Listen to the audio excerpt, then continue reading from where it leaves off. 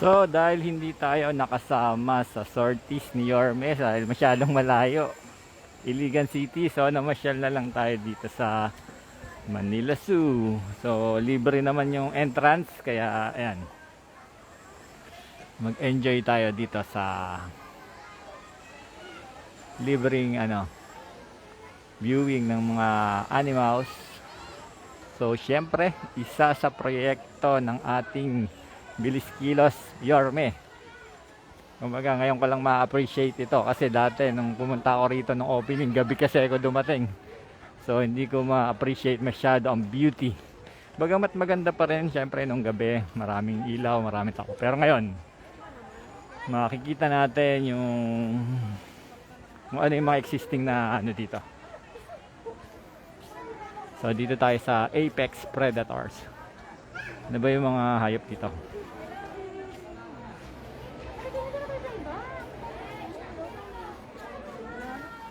So maraming tao dito ngayon na naggagala kasi naging open na nga po kasi diba nung nakaraan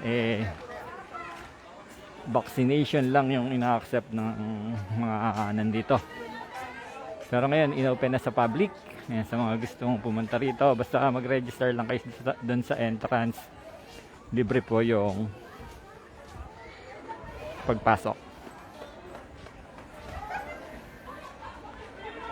Opo, maganda na ngayon, Ma'am Monique. Tsaka napakalinis. Kasi dati naalala ko nung pinuntahan ko to, dugyot na dugyot po talaga, napabayaan. Tapos ngayon talagang malinis. Maraming bata ngayon dito dahil ginamit ding vaccination site para sa mga bata. Ayan. So habang nagba-vaccinate yung mga nurse sa mga bata, yung mga kasama naman na family na mamasyal. So after mag-vaccinate, ayun, nanonood yung mga bata ng ito, may dito, lioness ba to? Female lion. So nagtatago, taga kukuha tayo ng magandang angulo.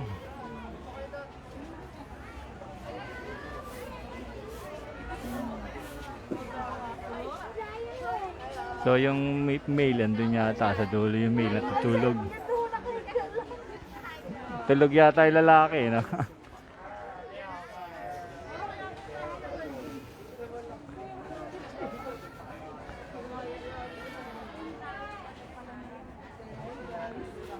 So magiging legacy na rin ni Yorme to, ano man ang mangyari sa ating pakikipaglaban sa election.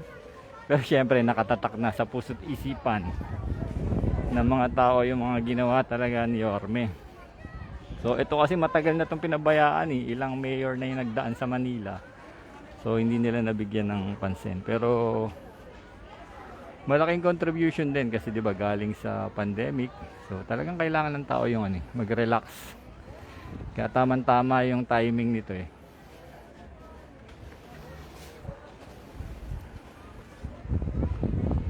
So may mga area lang dito dine-develop pa talaga, hindi pa fully open, pero ayan, makikita mo naman. So punta tayo dito sa likod, meron ditong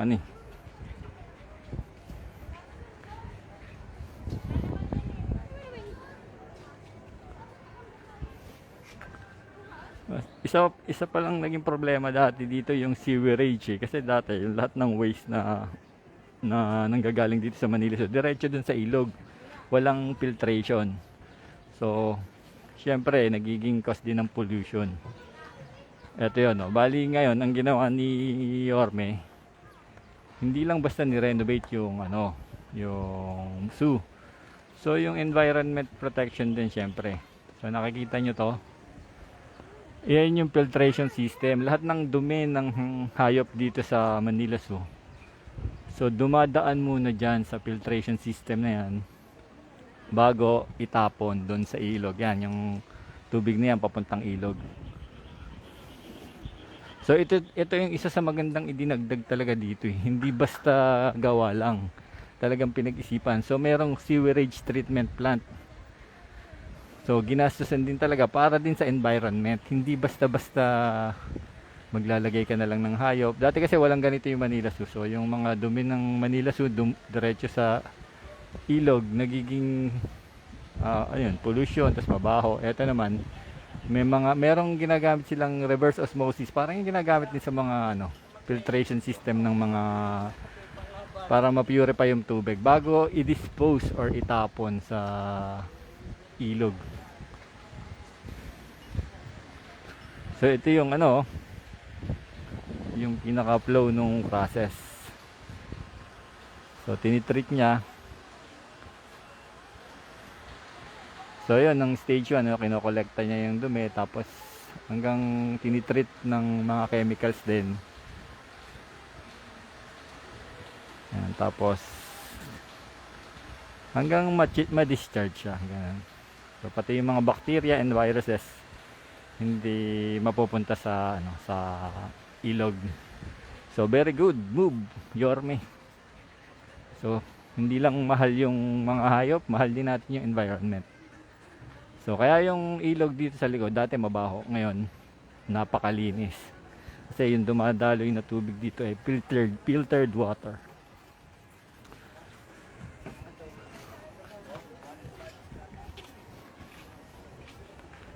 Tapos ang alam ko itong aviary, isa sa pinakamalaking aviary dito sa Asia eh. Hindi lang open ngayon pero matatanaw mo yung mga hayop dun sa loob, ayun oh. So may mga hayop na nakakulong, may ibon.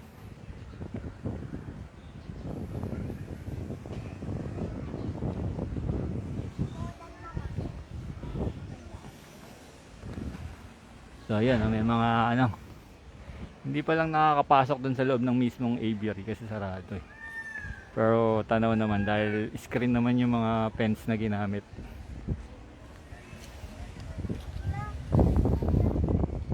Tapos talagang lahat ng sulok dinevelop.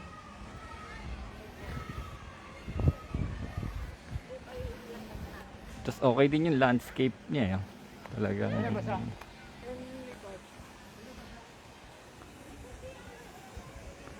tapos yun, dito nagpipiknik yung ibang mga family. Yan.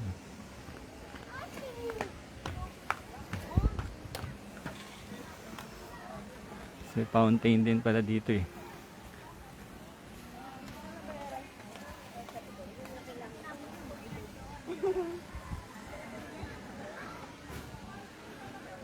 Pupuntahan natin yung yung butterfly, ano ba tawag dito? The Butterfly Garden. So ito yung mga mga butterfly collection. May mga buhay na butterfly diyan eh.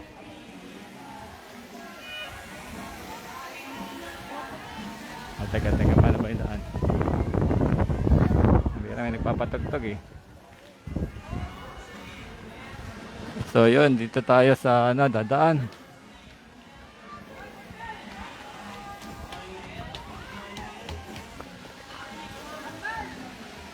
So ang lawak ng place talaga. So yan, sila kuya nag-aayos pa rin Talagang pinapakinis ng gusto.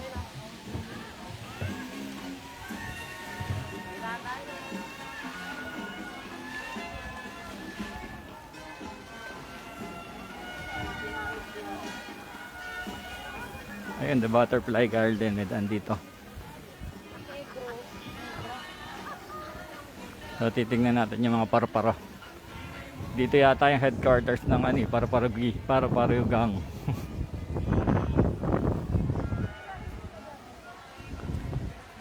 Si nanay namamasyal.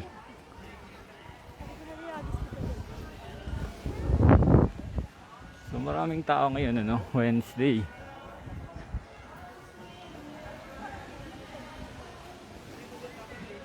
Kung nakikita nyo pala yung mga bakod, hindi talaga natural kawayan. So walang masyadong na-damage na kawayan dito sa pinagawa. Ito ay mga parang ginawang kumbaga plastic yata or fiberglass yung ginamit, parang itsurang kawayan lang. So huwag kayong mag-alala, walang kawayan na mga ginamit para bakuran tong Manila Zoo.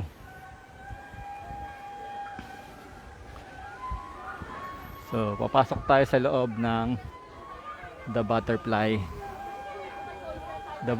Garden. Titingnan natin yung loob, kung ano yung itsura. Saan ba yung entrance? Teka, tingnan. Dito pala. Tingnan natin kung anong meron sa loob.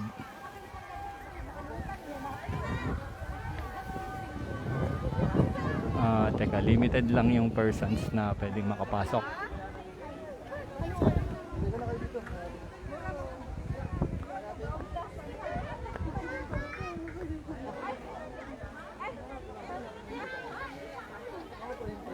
Opo, tama, Sir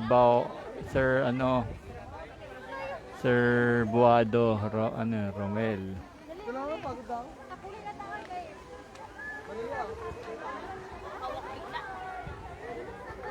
Hello po, Sir Eddie.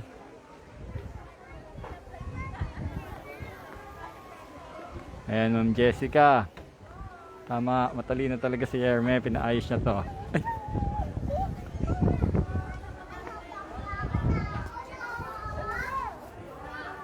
Oh, next turn na tayo, next turn.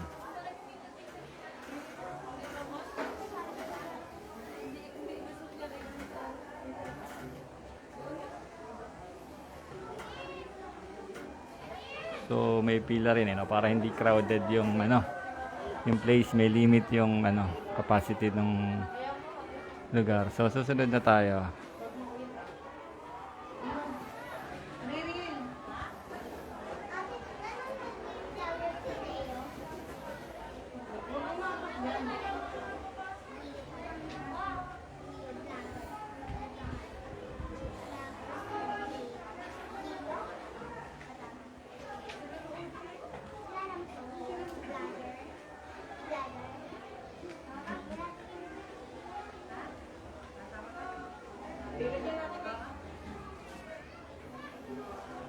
Hello, Ma'am Gina.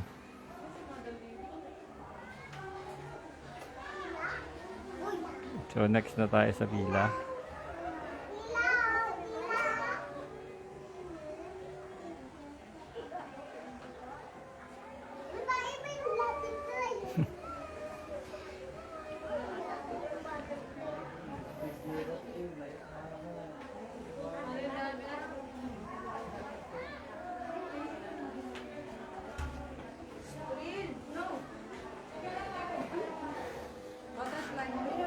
So yun, susunod na tayo.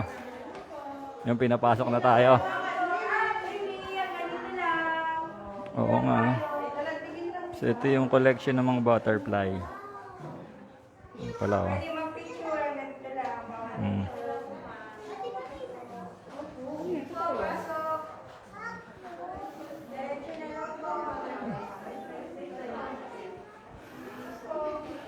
So yun, ito yung mga iba't ibang butterfly na nakolekta.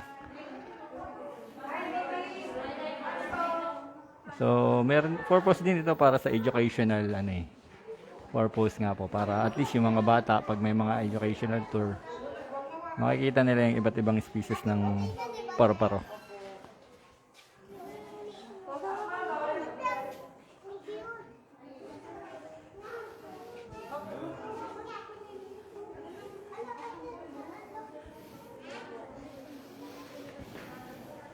Ito pala yung headquarters ng Paru-Paro Gang.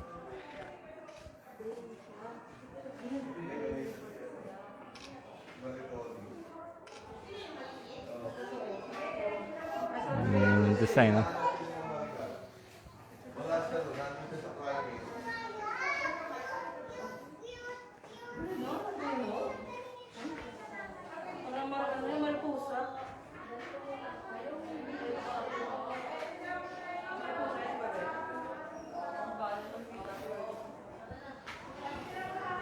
Wala na yung caterpillar. So ito yung pinaka butterfly garden na may mga buhay ditong butterfly. So yun.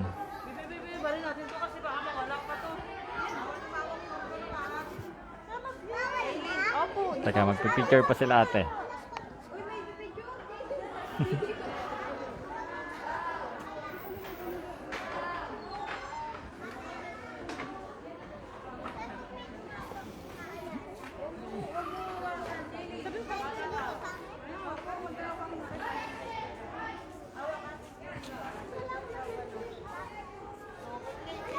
wala na mga butterfly dito ah. Naubos yata.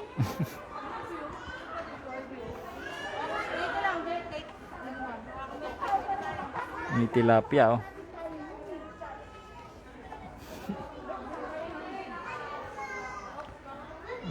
Dito makikita may actual butterfly. Ayun oh, may butterfly.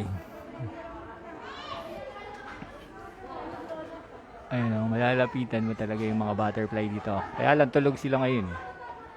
Kagaya nito oh.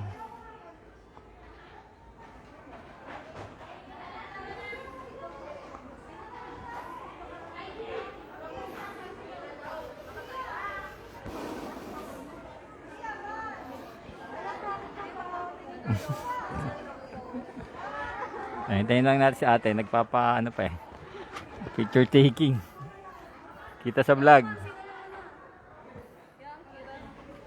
Sige pa lang. So panig tayo dito sa second floor para makita natin yung full view ng mismong garden. May nagpipictorial pala rito.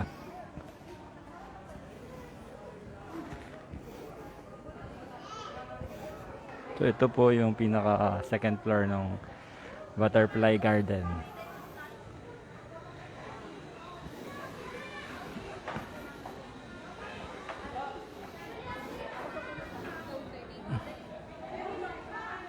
So minsan nagpapakawalan ng butterfly dito pag may mga educational tour siguro. Kasi nung last time na nagpunta kami, ang daming butterfly.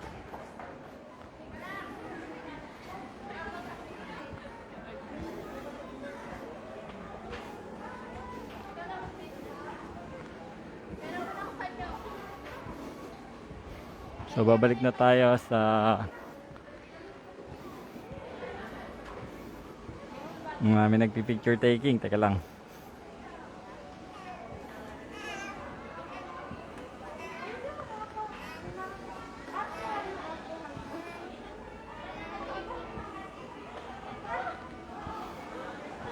Ngayon.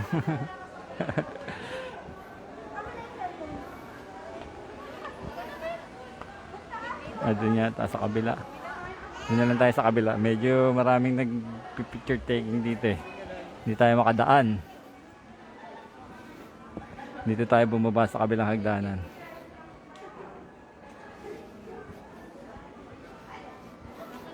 Meron din dito ah. Pero kailangan natin bumaba. Makikiraan na lang tayo.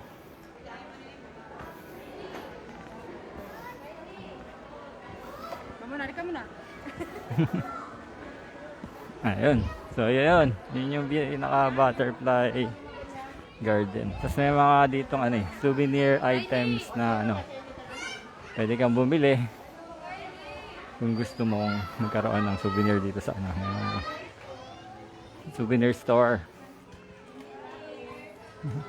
Po.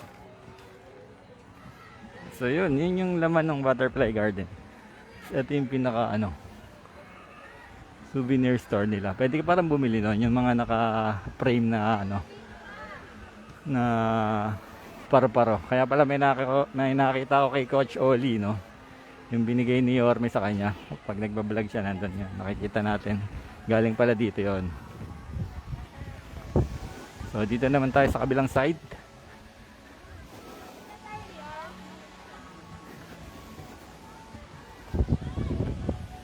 So ang ganda nitong landscape dito. Linis talaga. Morning po.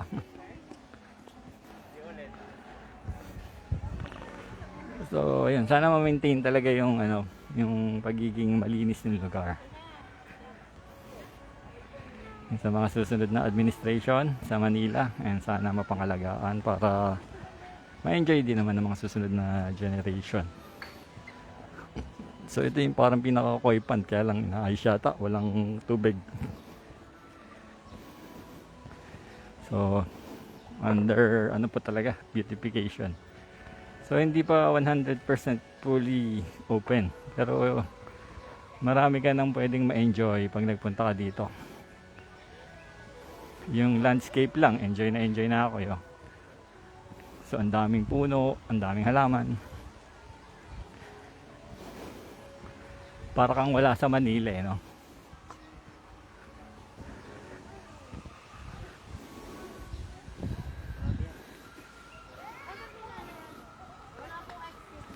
Wala palang exit dito. Dito tayo exit sa kabila.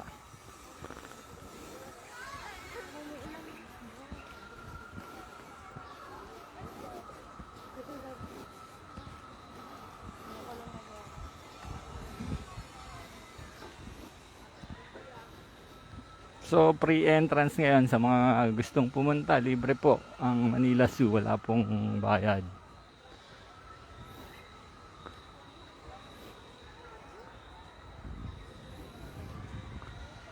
Yes, tama po Sir John, basta gawang Yorme, ibang klase.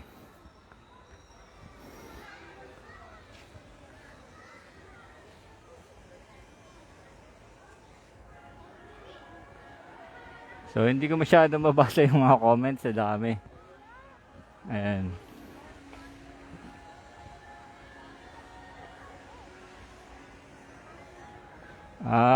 Nakakahiya namang mamasyal kung BBM ang ibiboto mo.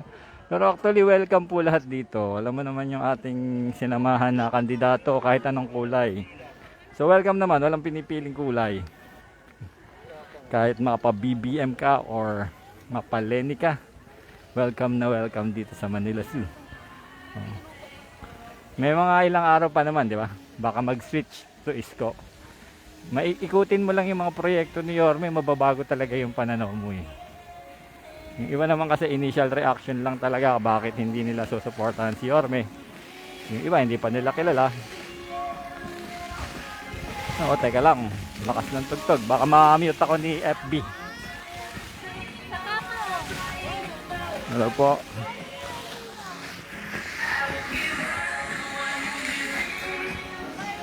So ang daming tao ngayon dito kahit Wednesday, lalo na siguro pag Sunday, punong-puno yung ating setting na natin dito. Ito hindi ko pa napuntahan to dito sa kabilang area.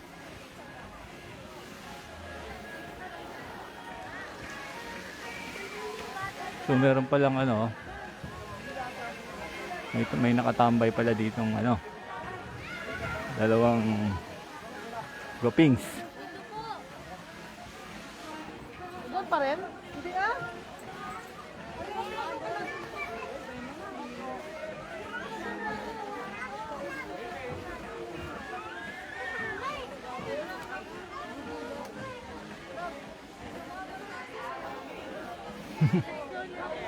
Actually, na-enjoy ko yung ano, yung paligid eh, no? Kahit hindi ko na napupuntahan yung mga hayop, yung paligid pa lang eh.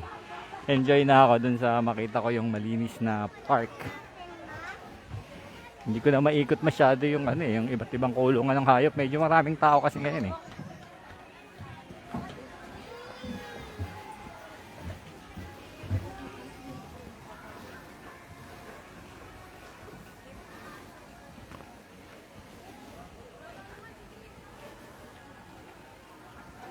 So meron din pala mga reptiles. Puntahan natin. Tapos isa rin sa napansin ko, ang gaganda ng CR nila dito. Dito yata yung ano eh.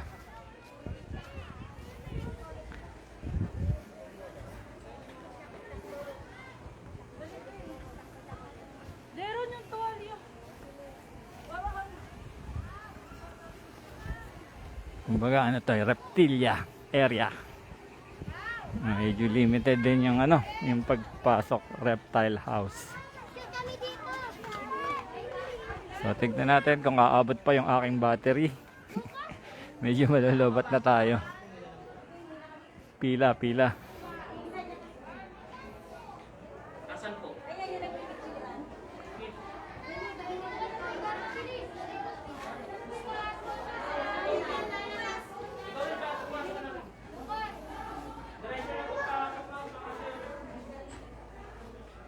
Medyo may pila bago ako makapasok kasi ano eh, medyo crowded nga.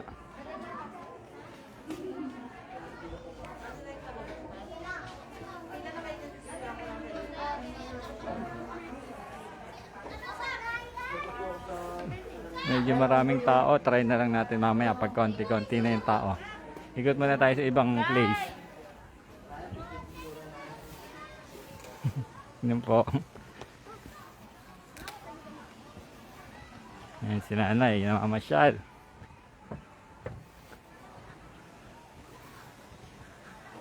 So, ang laki talaga ng lugar.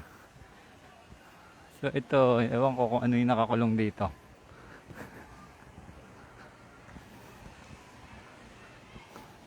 Tapos wala na siyang amoy. Dati kasi mabaho yung amoy dito. Dahil nga yung walang sewerage system. Dali.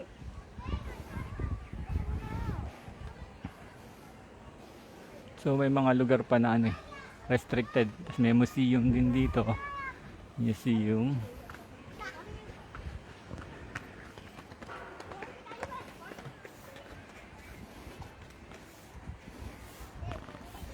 So, chill-chill lang yung iba. Tambay-tambay lang.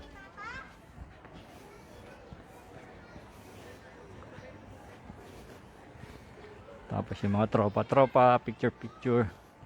Pang Instagram yata yung kinukuha ni Kuya.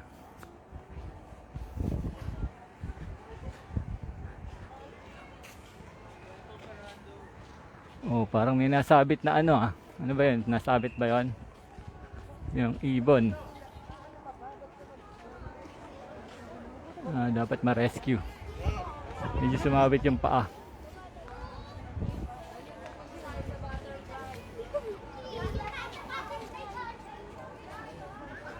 Paligtad ka ba parang tao naman?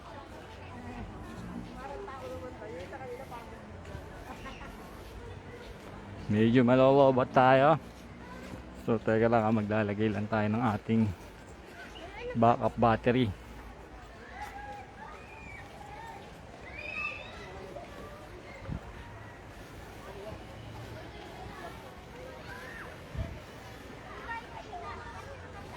Tapos meron ditong zebra eh. Tignan natin yung zebra tsaka ostrich.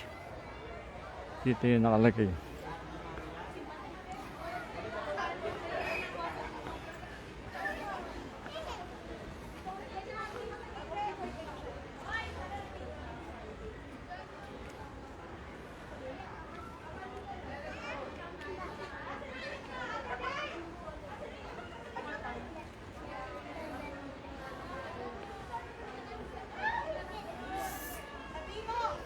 Ito ba yan?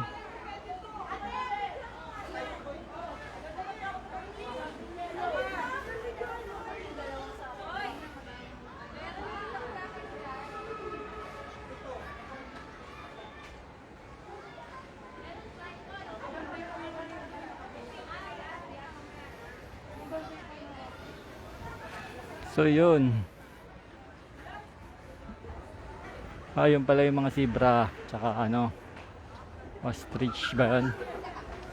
So picnic lang sila dito.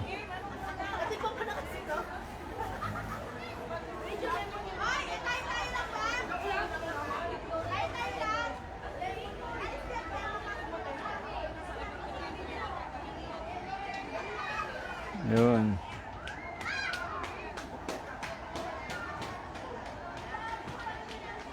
Ginagawa pa yung kanilang kulungan eh, no?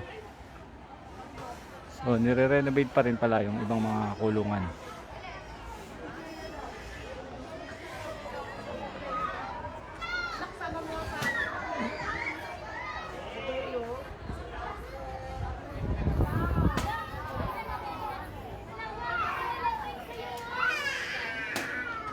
May iyak na bata.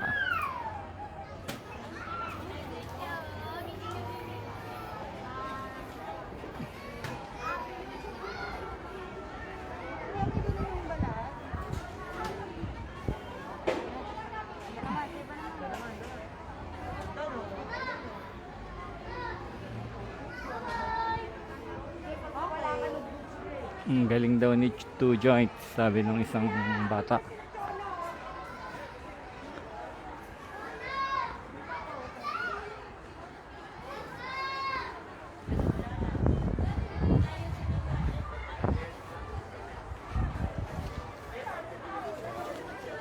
Saan na ba yung lioness? Nandito yung lion eh. Nawala.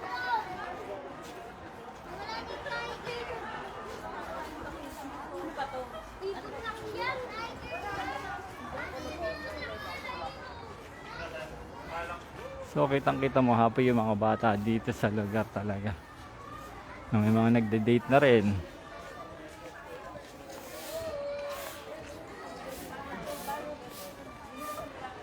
So ito, ano bang laman ito?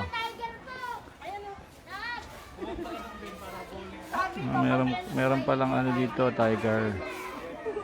Ito pala yung ano.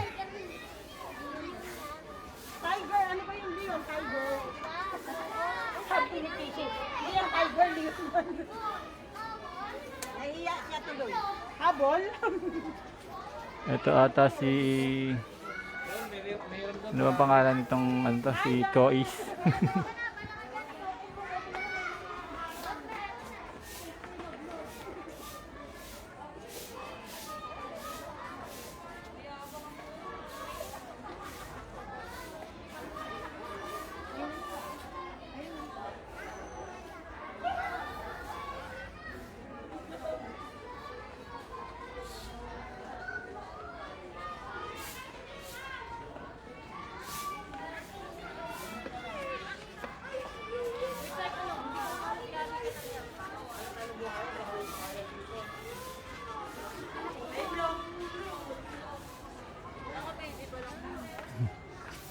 Baby pa lang daw eh.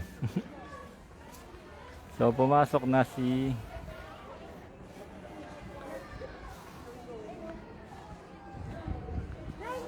kumakatok pa sa pinto.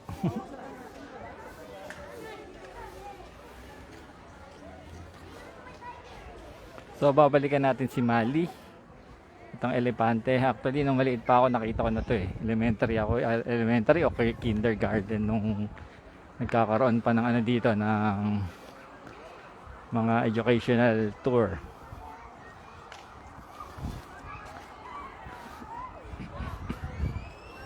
Ito yung mga, ito yung aviary pala. Ito yung mga ibon.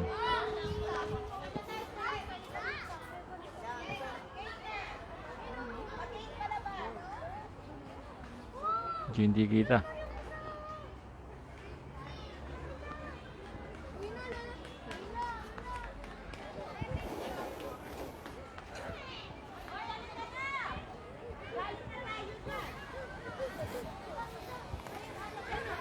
So, lapitan natin si Mali, yung ano dito. Yung elephant.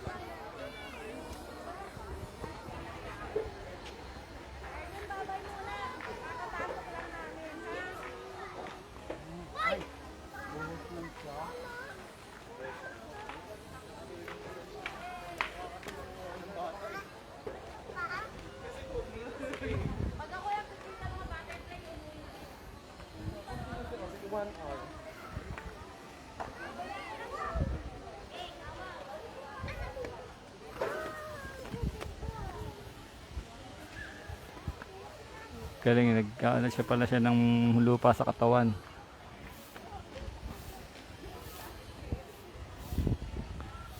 Yung lupa ang pinapaligo niya.